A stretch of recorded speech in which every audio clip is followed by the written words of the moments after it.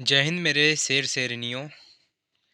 आज का सेशन जो रहेगा मगध का उत्कर्ष होगा।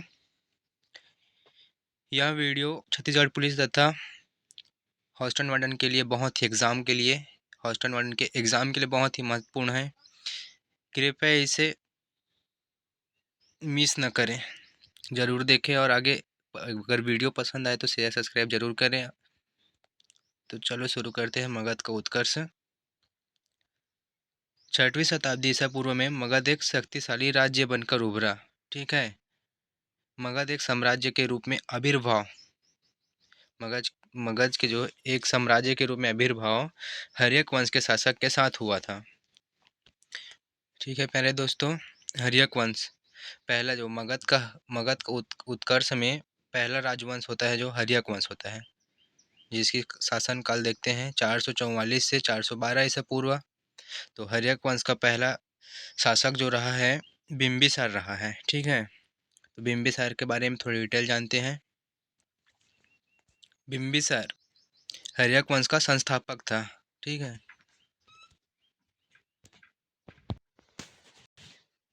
बिंबिसार का उपनाम जैसे कि जैन संहिता के अनुसार से श्रेणिक है और मत्स्य पुराण के हिसाब से क्षेत्रोजस है, और बिंबिसार की राजधानी राजगिरी है। ठीक है।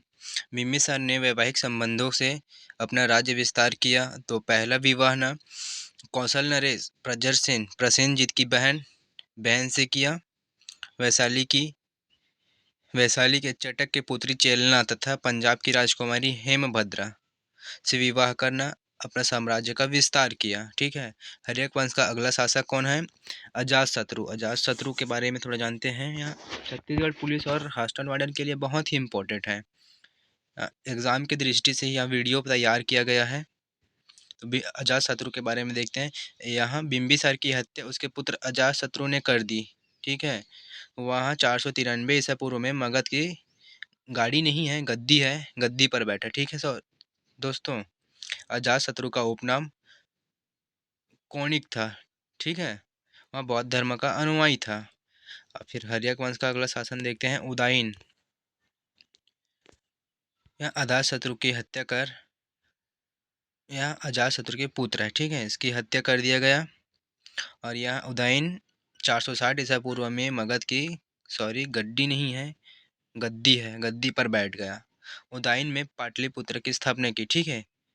उदयन ने जो है पाटलिपुत्र शहर की स्थापना की। और यह हर्यक वंश का अंतिम शासक नागदशक है। ठीक है प्यारे दोस्तों, फिर देखते हैं अगला राजवंश देखते हैं शिशुनाग वंश। ठीक है। यह 412 से 344 ईसा पूर्व तक शासन किए हैं। शिशुनाग ने अवंती पर विजय प्राप्त की। ठीक है। तथा वैशाली को अपनी राजधानी बनाया। कालाशोक के समय द्वितीय बौद्ध संगति का आयोजन हुआ। ठीक है। वो भी वैशाली में हुआ। और शिशुनाग वंश का अंतिम राजा नंदीवर्धन था। ठीक है। इतना ही पढ़ना है, इससे ज़्यादा कहीं नहीं आएगा,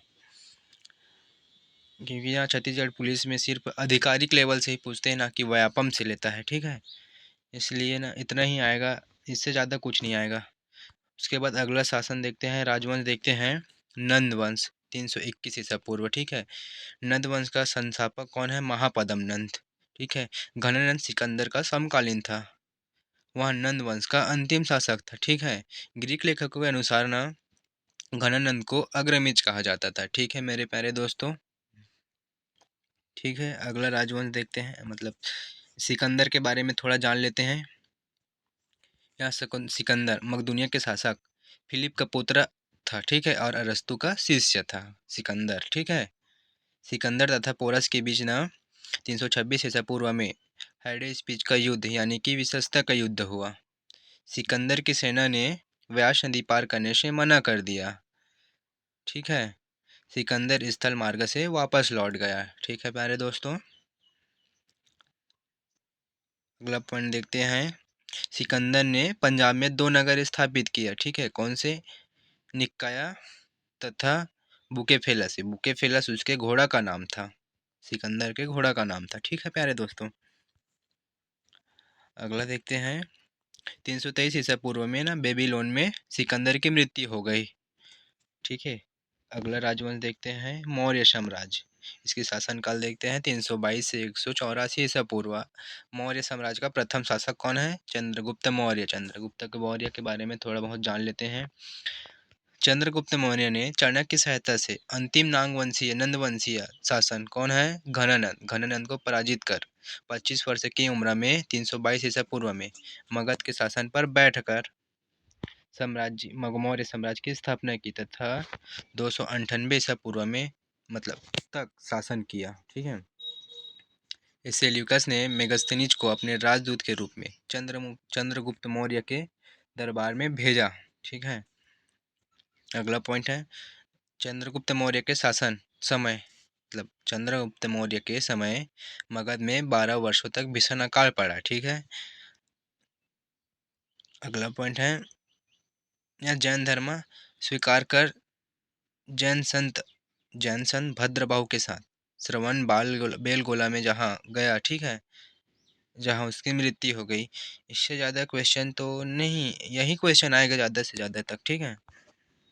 अगला शासक है बिंदुसार। बिंदुसार चंद्रगुप्त मौर्य की मृत्यु के बाद उसका पुत्र बिंदुसार गद्दी पर बैठा। ठीक है। उसके शासनकाल में तक्षशिला में 2 विद्रोह हुआ। ठीक है।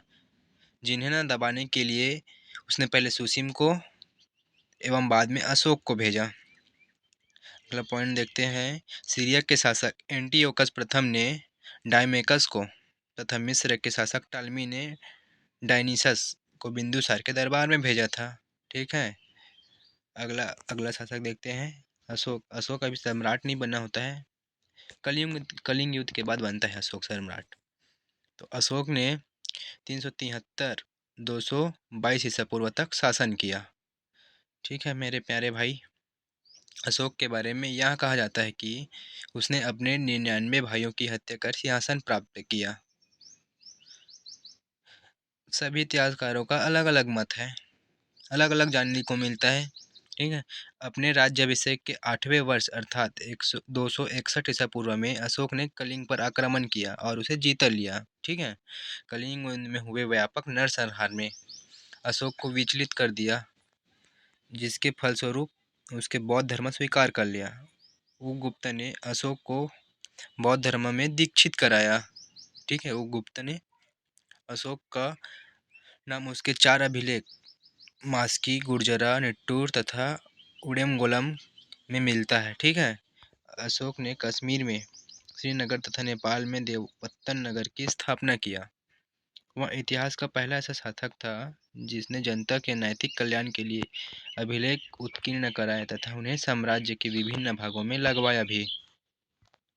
अशोक के बाद कुणाल शासक बना। इस वंश का अंतिम शासक बृहद्रथ था। ठीक है। ठीक है दोस्तों, वीडियो पसंद आए तो शेयर सब्सक्राइब जरूर करें।